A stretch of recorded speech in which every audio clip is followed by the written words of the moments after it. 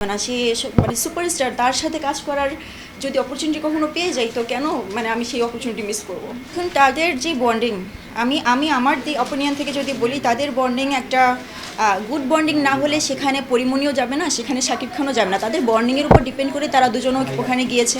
আমি তো একটা জায়গায় দেখলাম ওখানে দীপিকা আর শাহরুখ খানের সাথেও তাদেরকে কম্পেয়ার করা হয়েছে। তো তাহলে যদি দীপিকা আর শাহরুখ খানের সাথে কম্পেয়ার করা হয়, ইন্টারন্যাশনালি যদি চিন্তা করি, তো দীপিকা শাহরুখ খানের বন্ডিং অনেক ভালো, এটা সবাই জানে। তো তাদের সাথে যদি কম্পেয়ার করা হয়, তার মানে শাকিব খান আর পরিমণির বন্ডিংও অনেক ভালো।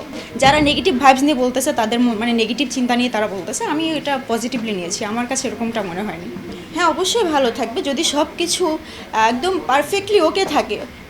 তো আমি তো অবশ্যই রাজি, কেন রাজি হবো না।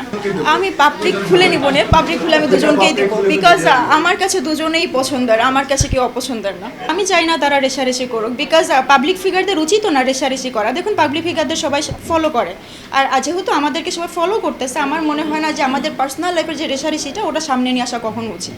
আর যেহেতু তারা অনেক বড় ক্যাটাগরিতে আছে, তাদের লাখ লাখ ফলোয়ার্স, সো আমি অনেক ছোট একটা জায়গা থেকেও আমি তাদেরকে বলবো যে যে পার্সোনাল ব্যাপারগুলো আছে ওটা পার্সোনালি রাখার জন্য। তারা যেভাবে আছে প্রফেশনালি তারা দুজনে এগিয়ে যাক।